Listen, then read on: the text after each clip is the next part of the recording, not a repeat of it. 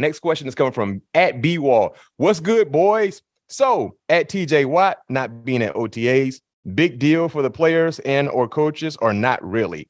I personally don't think it is. He'll come when he's ready, but player insight on what type of stuff is always intriguing. Thanks, guys. Hashtag here we go. So TJ Watt, now granted, TJ Watt has been in the building for OTAs, right? He hasn't been at every OTAs, but he has been there, right? No doubt about it. He's definitely has been there. For the most part, every day. And at this time of the year, guys have, what year is TJ in? I don't even know what year 7. I want to say maybe 7.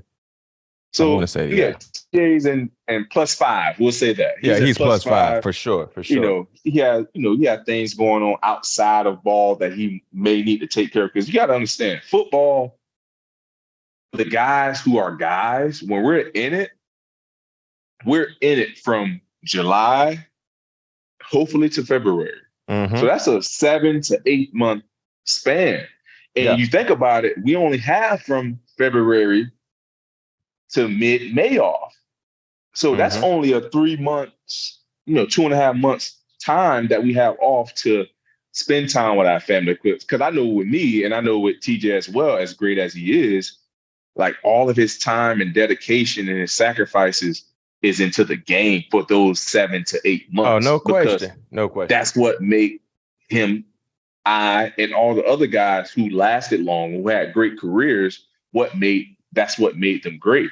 Mm-hmm. So with that being said, with him having a defensive MVP under his belt, with him establishing himself as, a known name in the league, I feel like, especially with him being in the system for the last, 7 years, I feel like there's no need, because at the end of the day, he's not going to be out there giving you, we got on average 10, 15, 25 snaps.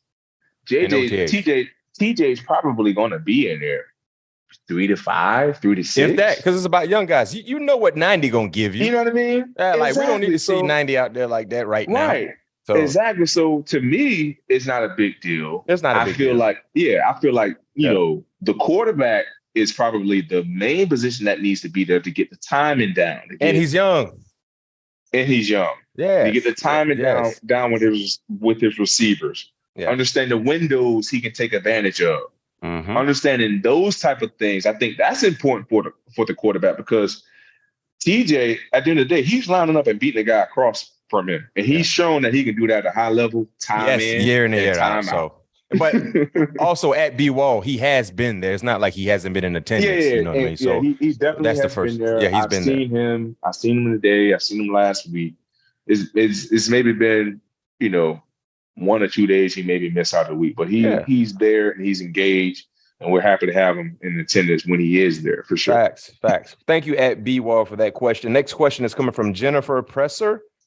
Oh, we got Jennifer. We got a lady in the building. We got a lady. Shouts out to all the women who love watching our show or listening to us on their podcast platform. We appreciate you, and we love getting female questions in regards to our Steelers and football in general. Hey, this is interesting, Mac. Let's see what Miss Jennifer says, what week or game will TJ Watt break James Harrison's sack record and become the Steelers' all-time leading sack guy? All right, so Watt is currently 3 away. He needs 3.5 to break James Harrison record of 80.5. So 3 would tie it. 3.5 would break it. What week? Viva Las Vegas. So you're saying he breaks it. He breaks it week 3 against the Raiders is what Pat P is saying. And that's a primetime game. Primetime game. So that means he needs to have, well, either he can have a sack a week leading up to that game, or have none and have 3.5 against Vegas. So he can have. Matter. He's averaging 17 every year. He's seated in boots. So it's safe to say week 3, especially if he's healthy, Pat P. Week 3, he probably have at the bare minimum 3 sacks and maybe 2.5.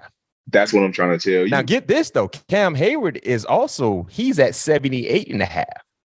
So both guys could actually surpass James Harrison this particular year, which would be good. So let me do this then, Pappy. Let's do this for our fans that are watching. Yep.